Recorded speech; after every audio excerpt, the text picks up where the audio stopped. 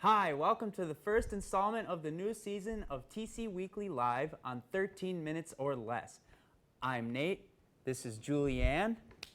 We are your #1 source for news, entertainment, and all things happening on campus. We have a very exciting show full of talent and creativity. Hope you don't get too spooked by this first segment. Hang on tight. Woo!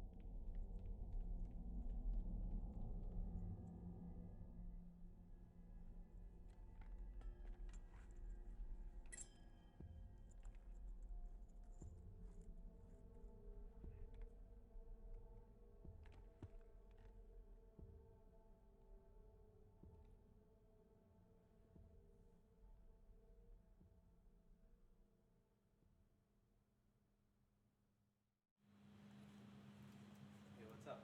I was working on a project. You want to go grab some McDonald's? I have a lot of work to do, but thanks though. Okay.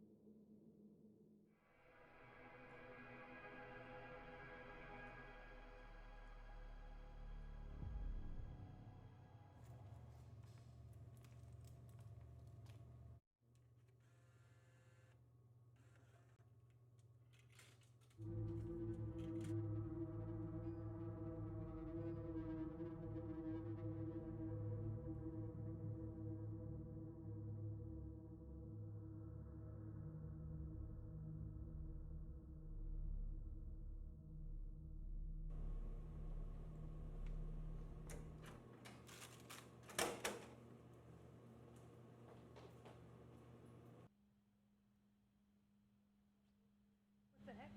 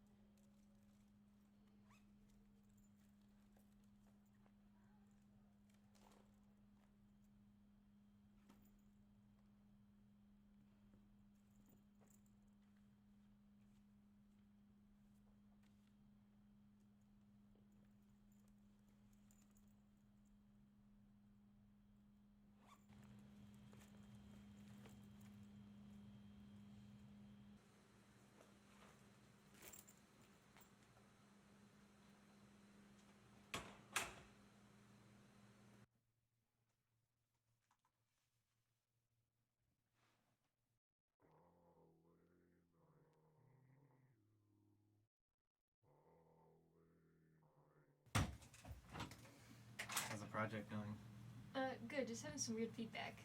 Well, I'm going to head out for the night. Good Alright. luck. See ya. See ya.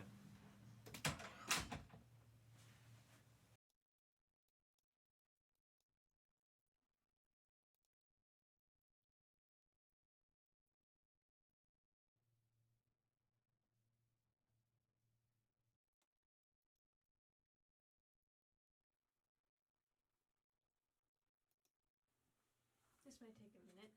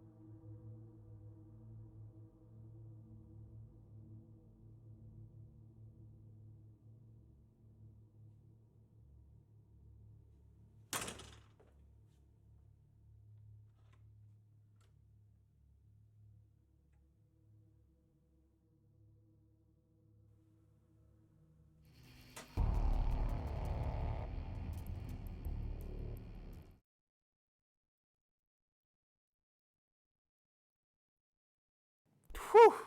I'm never going in those hallways again. Yeah, never. Scary.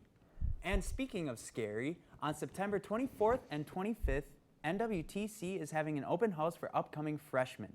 There's nothing more scary than starting the school year. Next up, a game show that features a one-of-a-kind host. We've never seen anything like it.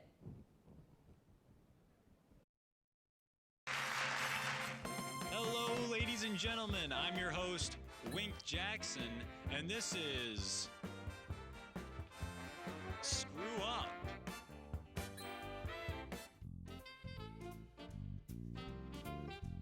It's time for you to screw up. Maybe don't try to screw up. I feel like you're gonna screw up. We have a great challenge for you guys to watch today, so let's not waste any time. Contestant number 1, come on out. Hello, contestant number 1. Do you have any idea what you're in for today? No. Perfect. For our very first challenge of the show, we are playing a game I like to call Dicey Stacky. In this challenge, the contestant will stick a popsicle stick in their mouth and attempt to stack 5 dice vertically on said stick, while attempting not to, say it with me folks, screw up. Well, contestant number 1, I turn it over to you. You ready? Don't screw up. Wink.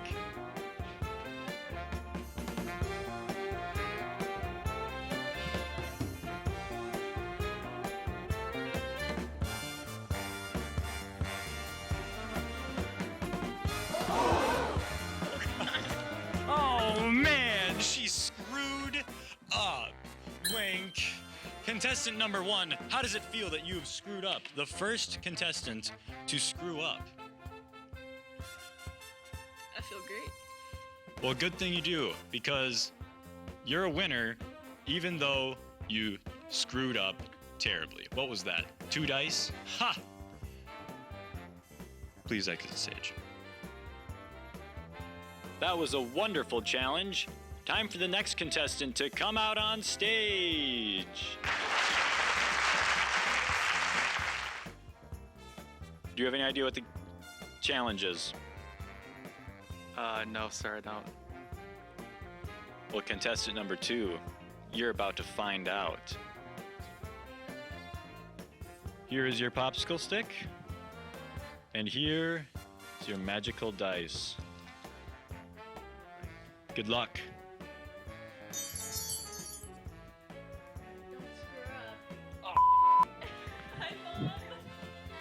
Don't screw up. Wink.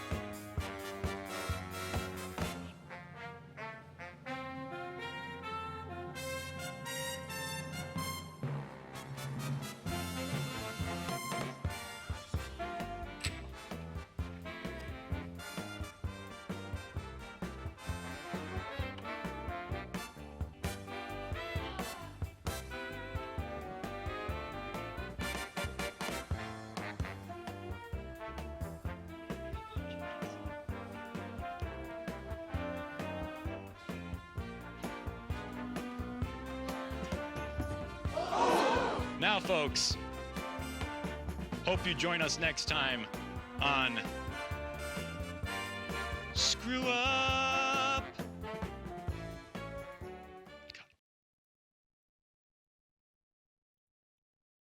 Those contestants really sucked. I could do better any day, any time. I don't think so. I would, but we have to get this show done in 13 minutes or less. Whatever. Moving on. These next chefs are baking up something we'd all like to eat.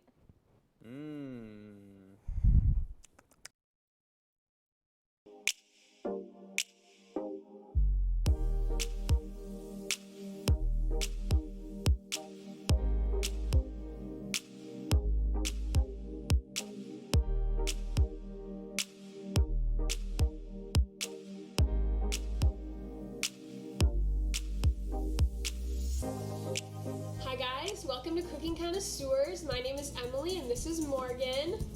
And today we are going to make pumpkin spice bread. Now you would originally know it from Starbucks. That's like one of their most popular breads that they sell there. During the fall time, get released with the pumpkin spice latte. Yeah. So today we're going to be making it for you, but first we're going to head off to Starbucks to test it for ourselves. Can I get 2 slices of the pumpkin loaf, please? 2 slices of the pumpkin loaf? Yeah.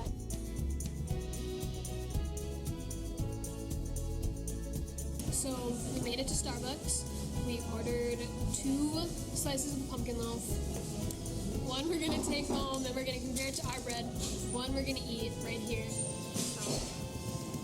Since we have now gotten a chance to try this, it is really, really good. It's super moist, and the top little crunchies right here. So anyways, these are super good, and so yeah, we're gonna have a tough time trying to beat this. Now we are back in our kitchen, so we're gonna start making the bread. We've got all of our ingredients right here. All laid out, all nice, pre-measured. Yeah. And we are gonna stick it out for you. First, in the bowl, you're gonna add 2 cups of flour, 1 teaspoon of baking soda, a half teaspoon of baking powder, and then in here we have 1 teaspoon ground nutmeg, 1 teaspoon of cinnamon, and 1 teaspoon of cloves, and then a dash of salt. And then you mix all of this part together. Most of your dry ingredients. And we are gonna set this aside as we get our wet ingredients prepared. So now we are going to take 3/4 cup of butter. I have it like chopped up in little squares so it's a little easier to mix. And we're gonna mix that with 2 cups of sugar right in this bowl. And we are gonna heat that until it is well combined. Well combined in here, we're gonna add 2 eggs one by one. And then you're gonna mix in between each egg.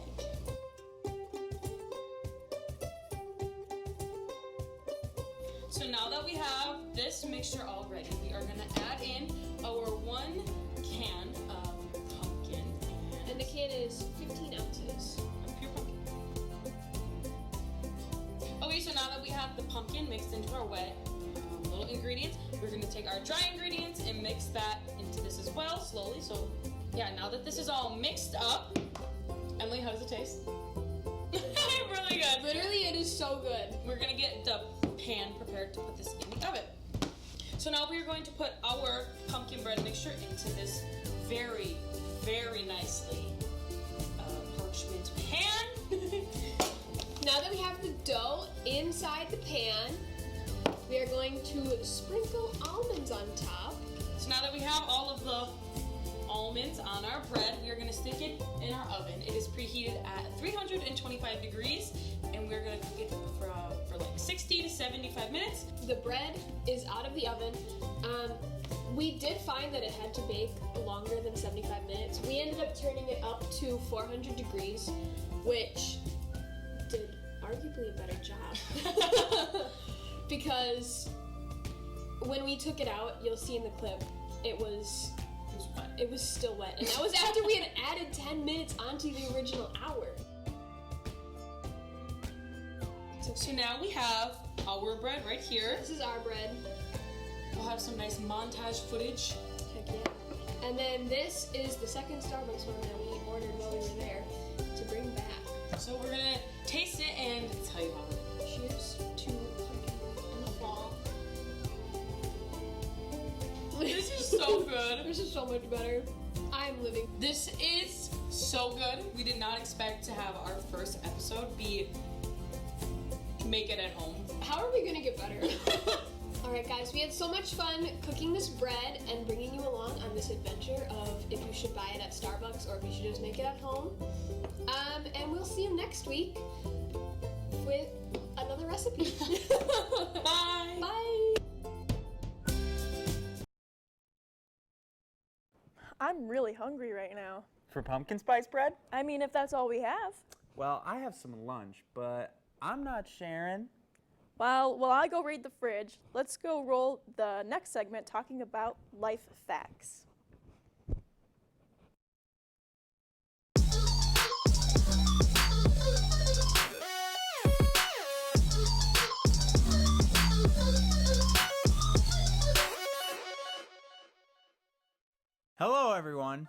Welcome to the first installment of Life Hacks. Wait, that's definitely spelled wrong. There's no H in Life Hacks. Yeah, that's not okay. Anyway, our topic for today is going to be the best animals not to throw in the water. Don't do it! The first animal you shouldn't throw into the water is a blue whale. This is really more of a matter of physics than anything else. The hardest part is going to be getting the whale out of the water first. Now, the most plausible thing to do would be to raise a baby blue whale outside of a large body of water, but not in it, which I'm sure is some sort of torture for the poor baby whale. Once the whale reaches adulthood, you'll have to use a crane to hoist it up and fling it into the ocean.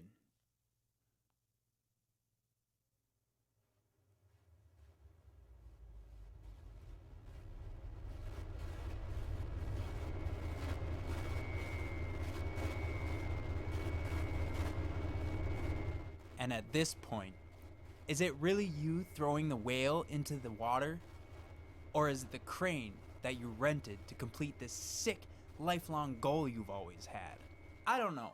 It just seems kind of murky to me. Anyway, speaking of cranes, the next animal we have is...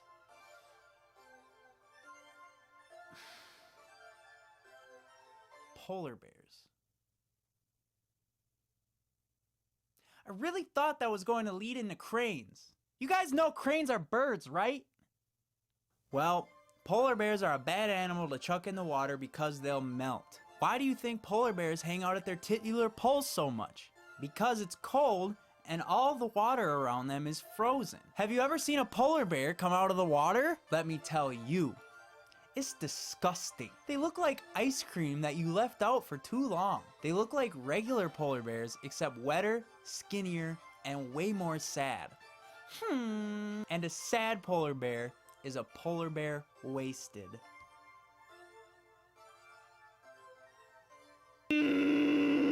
Last but not least, we have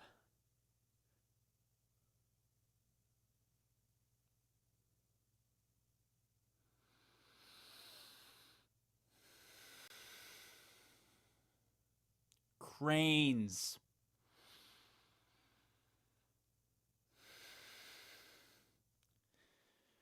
Cranes. We have cranes.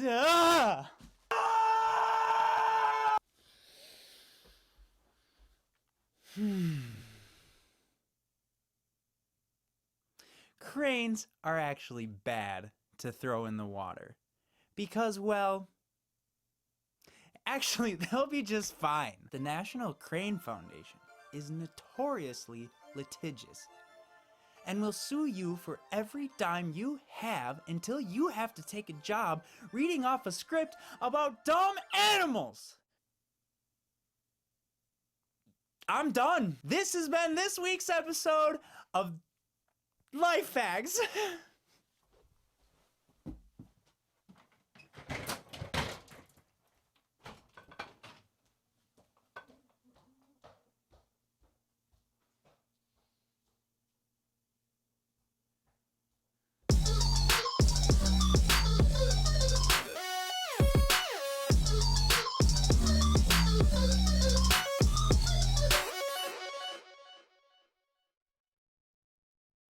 Man, those life hacks are really going to improve my quality of life. Or maybe not. Hey, that hurt my feelings. Apologize. No way, Jose. You're on your own with this one. Anyways, this concludes our episode of 13 Minutes or Less. Tune in next week at the same time and follow us at DMTNWTC on Instagram. Hopefully next week we're actually under 13 minutes. Bye.